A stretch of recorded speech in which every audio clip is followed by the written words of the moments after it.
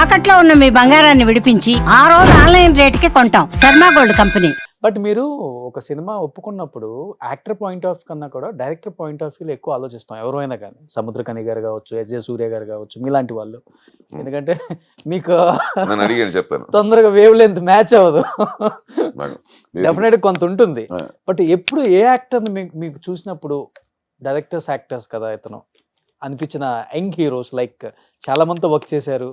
Kingdom లో కూడా మంచి రోల్ మీది విజయ్. ఎవరు అనిపించారు మీకు? అబ్బా నెక్స్ట్ చేస్తే ఇలాంటి వాడితో నేను డైరెక్ట్ చేయాలి మళ్ళీ అంటే ఏ గొడవ లేదు కానీ ఉంది. లక్కీగా నేను చేస్తుంది ఇప్పుడు ఆల్మోస్ట్ ఆల్ నేను అందరూ రేపు కమలాసన్ గారితో కూడా చేస్తున్నాను అని వినున్నాను. ఏదో ప్రొడక్షన్ ఫోన్ వచ్చింది కాబట్టి చెప్తున్నా.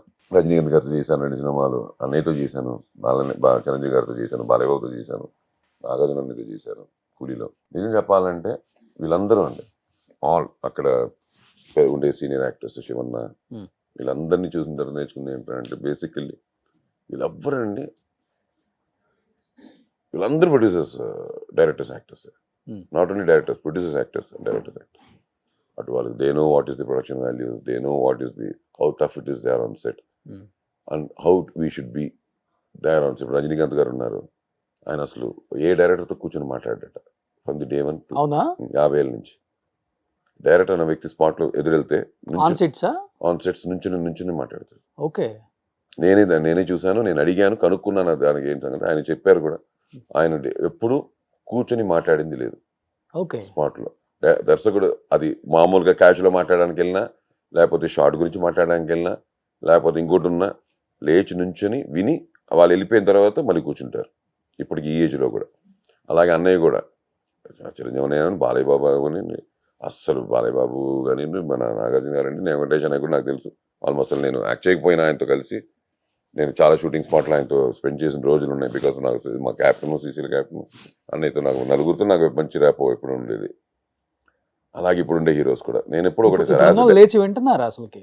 అయ్యో మనలో మన మాట అండి అసలుకి. అవునా? డౌట్ ఏం లేదు. 3 సెట్లలో చూసానే. ఎవరు ఇప్పుడు మీరు ఎట్లా వేసుకున్నారు? యాజ్ ఇట్ ఈస్ డైరెక్టర్ వచ్చే ముందే వేసుకుంటారు ఎవరు చాలా మంది హీరోస్. అంటే అదే అంటున్నాను, ఫ్రెండ్లీనెస్ వేరు. ఓకే, ఇప్పుడు ఫ్రెండ్లీనెస్ వేరు. ఇవాళ ఉంటే వాళ్ళందరూ ఫ్రెండ్స్గా ఉంటారు. అంతకుముందు ఆ ఫ్రెండ్స్ అయినా కూడా స్పాట్లో గురు శిష్యులాగే కదా ఉండేవారు. ఎంత ఫ్రెండ్స్ అయినా సెట్ కదా. సెట్ లో చేశారు. కెప్టెన్ ఆఫ్ ద షిప్ అంటే డైరెక్టర్ అంతే కదా.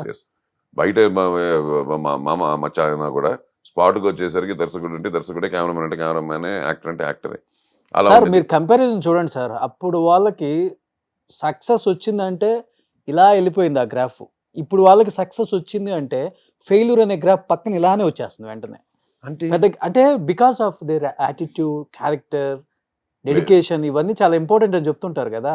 కొంతమందికి ఉన్నాయి, ఒక 4-5 హీరోస్ ఉన్నారు, వాళ్ళు నెంబర్ 1. నేనేమన్నానంటే it depends on their own behaviour from the childhood అండి.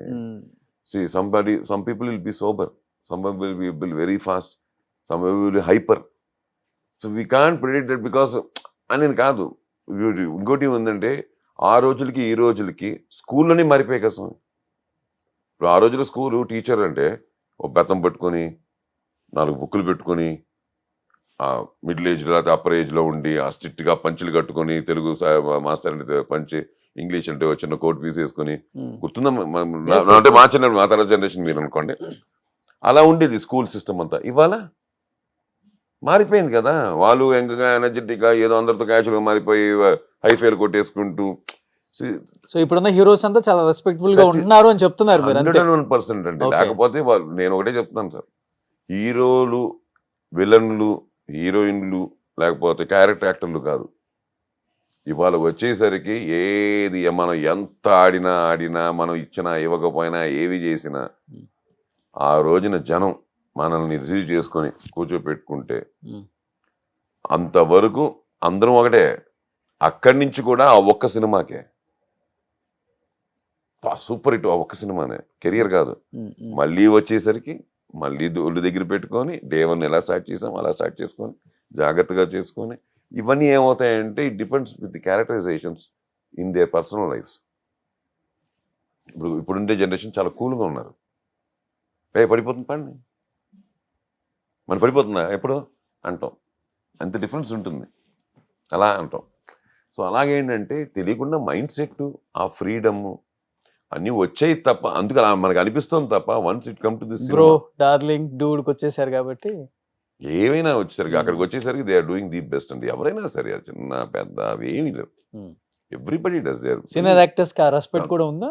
డెఫినెట్ గా ఉంది. ఓకే నో డౌట్ దాంట్లో. నేను ఎప్పుడు దాంట్లో వేలు నేను పెట్టను. నేను ఎప్పుడు దాంట్లో నేను అది డైరెక్టర్స్ అవ్వనండి. ఇప్పుడు యంగ్ డైరెక్టర్ మేము మాలాంటి వాళ్ళు వెళ్తే 100% they are giving us what మాకేం దొరకాలో అది ఇస్తున్నారు. దాంట్లో బట్ ఇప్పుడున్న యంగ్ హీరోస్ లో మీరు యాక్ట్ చేసిన వాళ్ళు మీకు బాగా కనెక్ట్ అయ్యి నచ్చిన వాళ్ళు అంటే ఎవరని చెప్తారు సార్? అందరూ అలాగే ఉన్నారు. అందరూ ఒకళ్ళు ఇద్దరు ఉంటారు కదా డెఫినెట్ గా. నాకు అలాగేం లేదు. అందరూ పాల్స్. ఇప్పుడు నేను విజయ్ దేవరకొండ గారితో చేశాను, ఒకవైపు సందీప్ కిషన్తో చేశాను, కేజీఎఫ్ మా ప్రశాంత్ యష్తో. యష్ కర్ణాటక పెద్ద హీరో అప్పటికే. నేను ఎంటర్ అయ్యి నేను ఆయనతో మాస్టర్ పీస్ దగ్గర చేస్తున్నా. కంటిన్యూ 4 సినిమాలు చేశాను ఆయనతో. నేను తెలుగు వచ్చాక కొత్తగా తెలుగు న్యూ యాక్టర్గా అతను కన్నడ యాక్టర్ అట తెలుగులో వచ్చాడు. సో అప్పుడు జీరో నుంచి స్టార్ట్ చేశాడు కదా తెలుగు అతను. అలా ఏం లేదు. Everybody are friendly. ఇది వాళ్ళ మర్యాద యాక్టర్. ప్లస్ నాకు పెద్ద అడ్వాంటేజ్, నేను దర్శకుడిని కూడా. సో వాళ్ళు నాలో ఒకటే చూడరు, 2 చూస్తారు. ఒక యాక్టర్ని చూస్తారు, సీనియర్ యాక్టర్గా చూస్తారు, ఒక దర్శకుడిగా చూస్తారు. మీరు సీనియర్ యాక్టర్ ఏంటి సార్? 56 సంవత్సరాలు వచ్చినా కానీ ఇప్పటికి యంగ్ కొంచెం చాలా యంగ్ లుక్ ఉంది మీకు. అసలుకి ఫుడ్ ఏం తీసుకుంటారు మీరు? ఏం తీసుకున్నారు అడ్వాంటేజ్? అవునా? ఐఎమ్ నాట్ ఫుడ్ లిమిటెడ్ గా తింటాను, నెంబర్ ఆఫ్ టైమ్స్ తింటాను. నెంబర్ ఆఫ్ టైమ్స్ అంటే మరి ఏదో లెక్క పెట్టుకుని ఈ టైం ఆకలేసినప్పుడు తిన్నాను. చిన్న ఆకలి, పెద్ద ఆకలి, ఇంత ఆకలిస్తే ఇంత అన్నం అలా ఏం లేదు. మార్నింగ్ ఇడ్లీ దోశ ఈ టైప్ తింటారు? Morning south Indian. I love south Indian breakfast. Regular idli sambar. అస్సలు లేదు. అవునా? I'm not gym fellow. మరేంటి? నేనేదో మామూలే. నేను రెగ్యులర్ గా డూ క్రికెట్. నాకు బేసిక్ క్రికెట్ అండి. మ్యాచ్లు ఉన్నప్పుడు తప్పనిసరి నేను కొంచెం స్ట్రెచింగ్ చేసుకోవాలి. ఫుడ్ని కాదు, అందుకు తక్కువ తింటాను బేసికల్లీ. అండ్ ఐ మెయింటైన్ 75 కిలోలు అలా మెయింటైన్ చేసుకుంటూ వస్తున్నాను కొన్ని ఏళ్ళ నుంచి. ఓకే. నాకు ఒక 80 ఉండొచ్చు, ఒక 5 కిలోలు తక్కువతో 70తో అలా హ్యాపీగా సెటిల్ వెళ్తుందండి. ఆఫ్టర్నూన్ యాజ్ యూజువల్ లంచ్ చేస్తారు? మళ్ళీ లంచ్ చేస్తాను. అసలు పడుకోను. మధ్యాహ్నం పూట నిద్రపోవడం తెలియదు. Okay okay. అసలు లేచామంటే బెడ్ మీద నుంచి మళ్ళీ ఇంక బెడ్ అనేది మనకు సంబంధం లేదు. మళ్ళీ రాత్రి అందరూ ప్రపంచం పడుకుంది, ఈవినింగ్ యాజ్ యూజువల్ గానే మళ్ళీ డిన్నర్. సొసైటీ పడుకుంది, మనం పడుకోవాలి, అందుకు పడుకోవాలి అన్నట్టు పడుకుంటాం. ఓకే. వాకింగ్ ఇలాంటివి చేస్తారు? తక్కువ. నో వాకింగ్ అంటే పొద్దున్నే ఒక 1 అవర్ బ్రిస్క్ వాకింగ్ అవేం లేవు. ఇప్పుడు శబరిమల వెళ్తున్నాను, 5-23 కట్టుకుని 6వ తేదీ నుంచి 55 కిలోమీటర్లు అంటే నడవడం. ఓకే. రేపు 9 కిలోమీటర్లు అన్నారు పంబా నుంచి, నడవడం. ఫైట్ అన్నారు, రోప్ అన్నారు, కట్టుకుని ఎక్కడ దూకడం. ఏమవదను నమ్మకం. నా లక్కీగా నేను ఇన్నేళ్ళ క్రికెట్ ఆడుతున్నాను, ఇన్నేళ్ళ నుంచి ఇన్ని యాక్సిడెంట్స్ అయ్యాయి. నా దాంట్లో ఒక లిగమెంట్ టైర్ లేదు, ఎయిర్లైన్ ఫ్రాక్చర్ లేదు నా బాడీలో.